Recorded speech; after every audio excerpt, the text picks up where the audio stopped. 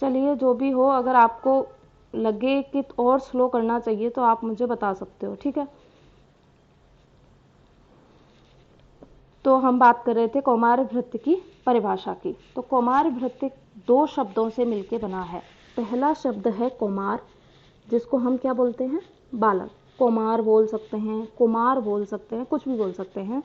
दूसरा है भृत्य। भृत्य का क्या मतलब होता है? भृत्य का मतलब होता है पालन पोषण। तो आप इस शब्द से इसकी डेफिनेशन लिख सकते हैं, यानी कि आपको कुमार का तो शब्द याद रखने की जरूरत नहीं है, आप सब समझदार हो। कुमार क्या होगा? बालक होगा। भृत्य का मतलब क्या है?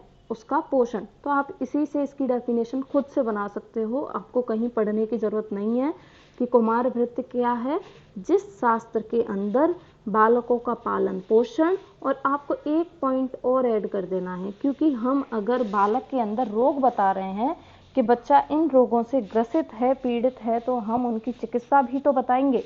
तो वही लाइन आपको इसमें ऐड कर देनी है कि जिस शास्त्र में बालकों का पालन पोषण और उनकी चिकित्सा का वर्णन किया गया हो, या जिसमें उनकी चिकित्सा की जाए, उसे ही हम क्या कहते हैं? कौमार भृत्य कहते हैं। तो ये तो आपकी एकदम सिंपल सी इजी सी डेफिनेशन हो गई, जिसमें आपको कुछ भी दिमाग लगाने की जरूरत नहीं है, आप इजीली लिख सकते हो। बस आपको कौमार भृत्य का मतलब पता होना चाहिए।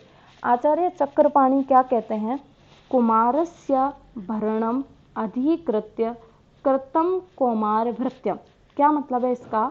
कुमार और बालक को भरण पोषण के अधिकृत्य करके जो शास्त्र लिखा गया है उसे कौमार भृत्य कहते हैं। देखो, एक चीज मैं आपको क्लियर करूं कि आप किसी भी चीज की डेफिनेशन पढ़ते हो, किसी भी चीज की, इनकेस आप चलो मान लो कौमार भृत्य की पढ़ रहे हो, तो डेफिनेशन हमेशा यही रहेगी। बस होगा क्या? आचार्य बदल बदल के उसको घुमा फिरा के अपनी लैंग्वेज में लिखेंगे। बाकी डेफिनेशन तो देखिए, आप यहाँ पे भी क्या शब्द आया है? भरण पोषण, यहाँ पे पालन पोषण, एक ही चीज है। बस ये अपने तरीके से अपना नाम देने के लिए कि भाई ये चक्रपाणी ने लिखी है, ये सुश्रुत ने लिखी है, ये चरक ने लिखी है, ऐसे करने के लिए, सिर्फ अपना नाम ऐड करने के लिए उसमें क्या कर रहे हैं? चेंजेस कर रहे हैं।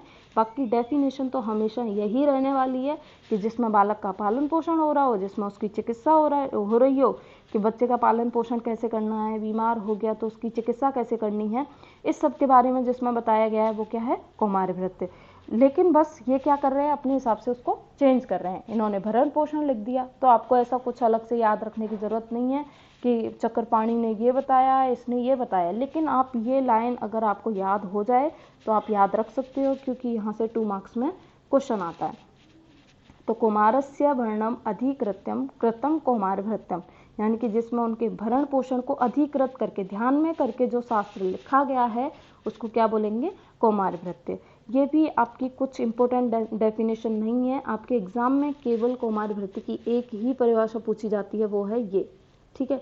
तो आपको कोटेशन जितना भी मैंने बोला है, कुछ याद करना है नहीं करना वो आपकी मर्जी है, लेकिन ये कंपलसरी है सभी को, ये वाला कोटेशन सभी को याद करना है, एकदम कंपलसरी है, सबको याद होना चाहिए, ठीक है। डायरेक्ट क्वेश्चन पूछ लिया जाता है, कोटेशन ही लिखवा लिया जाता है, तो ये सबको याद करना एकदम इजी है।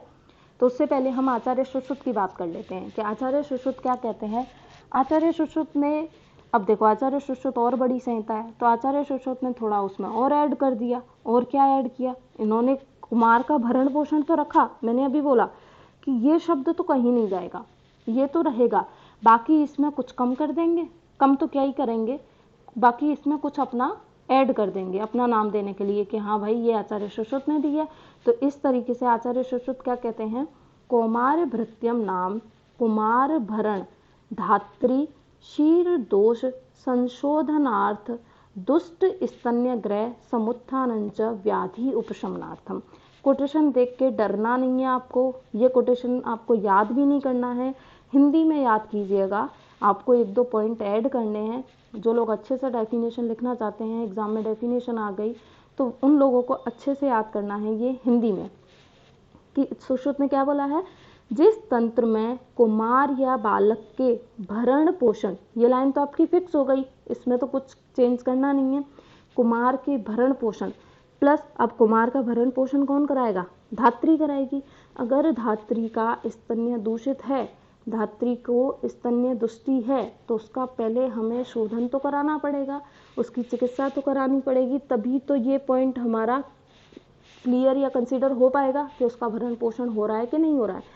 अगर उसका स्तन्य ठीक नहीं हुआ तो बच्चे का भरण पोषण नहीं होगा, तो इनकी डेफिनेशन गलत हो जाएगी। इसीलिए क्या करना है, जिस तंत्र में कुमार या बालक के भरण पोषण, धात्री के शीर दोष के शोधन के उपाय, यानी कि अगर उनमें स्तन्य दुष्टि हुई है तो उनकी चिकित्सा कैसे करनी है, उसकी चिकित्सा या उसके बारे में उपाय, दूषित दुग्ध के क्या लक्षण होंगे मैं आपको बता चुकी हूँ कि वातज पित्तज कफज की तरह से हमने देखा था कि दौर्गंध्य वाला, वैवर्ण्य वाला। आगे भी जिन लोगों ने नहीं पढ़ा है उनका लाइव क्लास में वो टॉपिक दोबारा किया जाएगा, ठीक है। मैं जस्ट समझाने के लिए आपको बता रही हूँ कि दूषित दुग्ध और ग्रह उत्पन्न, दूषित दुग्ध से कौन सी व्याधियां उत्पन्न होंगी, जैसे देखा था कि वैवर्ण्य है तो कामला पांडु हो रहे हैं, इस तरीके से जो रोग हो रहे थे, दुर्गंधित है तो ये रोग हो रहे हैं, इस तरीके से जो रोग हो रहे हैं उनके बारे में बताया है। ग्रह से उत्पन्न व्याधियां तथा उनकी चिकित्सा का वर्णन किया हो उसे क्या कहते हैं, कौमार भृत्य तंत्र कहते हैं। तो ये आचार्य सुश्रुत ने अपने हिसाब से दे दी। फिर बात करते हैं हम, वेरी वेरी वेरी इंपॉर्टेंट, सबको याद करना है, 2 मार्क्स में क्वेश्चन पूछा जाता है और 2 मार्क्स में यहाँ से आपसे क्वेश्चन पूछा जाता है। ग्रह आपके बाल ग्रह आएंगे ना, आपने अगर नाम सुना हो रेवती, स्कंद, स्कंद अपस्मार, पूतना, शकुनी, नाम सुना है कभी आपने?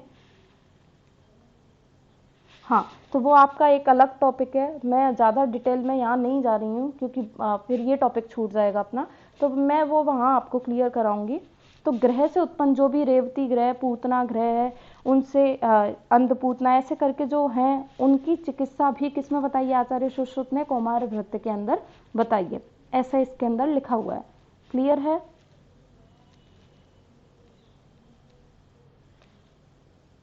आगे बढ़े। ओके, अब बात करते हैं हम हारित की डेफिनेशन की। देखो हारित ने क्या डेफिनेशन दी है। अब यहाँ से आपसे देखो क्वेश्चन या तो आपसे एग्जाम में आएगा कि कौमार, 2 मार्क्स के अंदर ही आएंगे, बड़े क्वेश्चन नहीं आते हैं। यहाँ से क्या क्वेश्चन आएगा कि कौमार भृत्य की परिभाषा बताइए, तो आप इजीली बता दोगे कि जिसमें बालक का भरण पोषण हो रहा है वहाँ ये सब हो रहा है, धात्री के शीर दोष का संशोधन हो रहा है, सब आप बता दोगे। लेकिन कई बार क्या होता है कि क्वेश्चन आपसे पूछा जाता है बाल चिकित्सा की डेफिनेशन बताइए। अब वहाँ पे कई लोग कंफ्यूज हो जाते हैं कि ये बाल चिकित्सा तो हमने कहीं पढ़ा ही नहीं, ये कहाँ आया था कौमार भृत्य के अंदर, ऐसा तो हमने कुछ पढ़ा ही नहीं। तो वहाँ आपसे क्वेश्चन पूछा जाता है इस पॉइंट से, बाल चिकित्सा की परिभाषा किसने दी है, आचार्य हारित ने। क्या बोलते हैं, अगर आपसे 2 मार्क्स के क्वेश्चन में पूछ लिया जाए कि बाल चिकित्सा की परिभाषा बताइए, ऐसे करके आपसे पूछ लिया जाए, तो आपको कौन सी डेफिनेशन लिखनी है। फिर आपको ये सब नहीं लिखना है उसके अंदर कि धात्री का वो संशोधन करा रहे हैं, बालक का भरण पोषण करा रहे हैं, आपको एक भी नंबर नहीं दिया जाएगा। फिर आपको क्या लिखना है वो सुनिए, क्या है बाल चिकित्सा की परिभाषा। फिर आपको मेंशन भी करना है, अगर आपको याद रह जाए तो, कि बाल चिकित्सा की डेफिनेशन किसने दी है, आचार्य हारित ने दी है। ठीक है, तो क्या बोलते हैं आचार्य हारित, गर्भो उपक्रम विज्ञानम सूतिका उपक्रमस्तता। पहले तो आप मुझे ये बताइए कि आप सभी को उपक्रम शब्द का मतलब पता है, उपक्रम क्या होता है, कोई भी बताए। उपक्रम किसको कहते हैं हम, चलिए कोई नहीं, उपक्रम कहते हैं हम चिकित्सा को। किस चिकित्सा का पर्याय है एक तरीके से क्या, उपक्रम। आपने पढ़ा होगा षड्विध उपक्रम, चरक संहिता आप पढ़ के आ चुके हो, उसके अंदर लंघन और वो रूक्षण स्नेहन जो भी है वो क्या है, षड्विध उपक्रम, यानी कि चिकित्सा के उपाय। उपक्रम क्या होता है, चिकित्सा के उपाय या एक तरीके की चिकित्सा।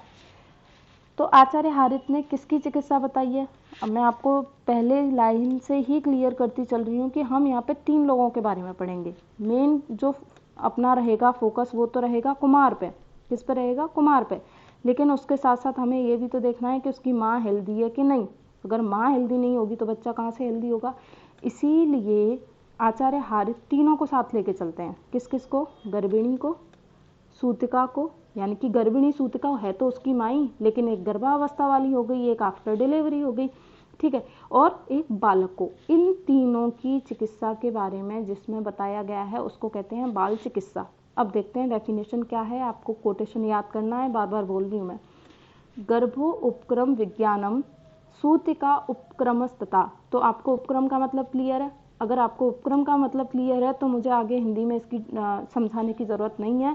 उपक्रम का मतलब है चिकित्सा, यानी कि जिसमें गर्भिणी की चिकित्सा या गर्भकाल की चिकित्सा, जिसमें सूतिका काल की चिकित्सा और बाला नाम रोग शमनी, जो बालक को होने वाले रोग की संशमन चिकित्सा जिसके अंदर बताई गई है वो क्या होती है, बाल चिकित्सा।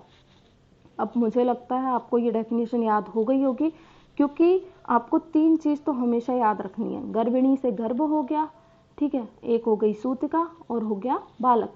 जिसकी चिकित्सा हम जिसके अंदर कर रहे हैं वो क्या है, बाल चिकित्सा, एकदम इजीली। तो कोटेशन याद नहीं भी हो तो भी कोई दिक्कत नहीं है, फिर आपको हिंदी में अच्छे से याद रखना है कि बाल चिकित्सा के अंदर हम अब कुमार का भरण पोषण नहीं कर रहे, धात्री के शीर दोष का संशोधन, ये लाइन इसमें नहीं लिख सकते हो। अगर आपसे एग्जाम में बाल चिकित्सा की परिभाषा पूछी गई है तो फिर आपको यही लिखना है कि गर्भकाल तथा सूतिका काल के उपक्रम, यानी कि जो उसके अंदर रोग हो रहे हैं उनकी चिकित्सा और बालकों के रोगों के संशमन की क्रियाएं बाल चिकित्सा के अंतर्गत आती हैं। सभी को डेफिनेशन समझ में आ गई? समझ में आ गया सभी को? अरे आप बोला तो कीजिए, अगर आप बोलोगे नहीं तो मुझे पता कैसे चलेगा आपको समझ आ रहा है कि नहीं। कोई नहीं बोल रहा है, इतना बेकार पढ़ा रही हूँ मैं। चलिए कोई बात नहीं, आपकी मर्जी। आगे देखते हैं डेफिनेशन ऑफ पीडियाट्रिक। अब मॉडर्न के अकॉर्डिंग पीडियाट्रिक की डेफिनेशन क्या है? अच्छा ठीक है, आ गया समझ में। तो आगे बात करते हैं हम मॉडर्न क्या बोलता है पीडियाट्रिक के बारे में। कौमार्य भृत्य का सभी को पता होगा कि हम मॉडर्न में क्या कहते हैं, कौमार्य भृत्य को पीडियाट्रिक। तो ये लोग क्या कहते हैं, ये भी वही सेम बात बोलेंगे, लेकिन इन्होंने इंग्लिश में लिख दिया है तो हम भी इंग्लिश में लिख देंगे, उसमें क्या बड़ी बात है। तो द ब्रांच ऑफ मेडिसिन, ये तो सबकी कॉमन लाइन होती है मॉडर्न वालों की। The branch of medicine that deals with the care of children. हमारे आचार्यों ने भी तो यही कहा, यानी कि इन्होंने हमारी लाइन चुराई है। तो हमारे आचार्यों ने भी क्या कहा, जिसमें बालक के पालन पोषण की बात हो रही है। तो the branch of medicine that deals with care of children and adolescent is called paediatric. ठीक है, इन्होंने इसमें अब उस माता को कंसीडर नहीं किया, इन्होंने माँ को कंसीडर नहीं किया, ये केवल बच्चे के बारे में बात करते हैं कि जो बच्चे के न्यूट्रिशन, एक लाइन इसमें रह गई है वो मैं आपको डेफिनेशन भेज दूंगी, जिसमें बच्चे के न्यूट्रिशन और उसकी जो ट्रीटमेंट है उससे, या फिर शायद आगे एक और बार डेफिनेशन लिखी है मैंने, तो उसकी जो बात करेगा वो कौन होगा, पीडियाट्रिक। ठीक है, तो यहाँ पे केवल आपको एक ही वर्ड याद रखना है, बस आपको अपने जो हम लिख रहे हैं उसको, बालक का पालन पोषण या बालक की चिकित्सा, वो इसको इंग्लिश में लिख देते हैं केयर ऑफ चिल्ड्रन। तो इतनी इंग्लिश तो हमें भी आती है, हम भी लिख देंगे केयर ऑफ चिल्ड्रन। जिस ब्रांच के अंदर बताया जा रहा है वो क्या है, पीडियाट्रिक। ठीक है, तो ये जनरल सा इंट्रोडक्शन आपका कंप्लीट होता है कि कौमार्य भृत्य क्या क्या बताया गया है।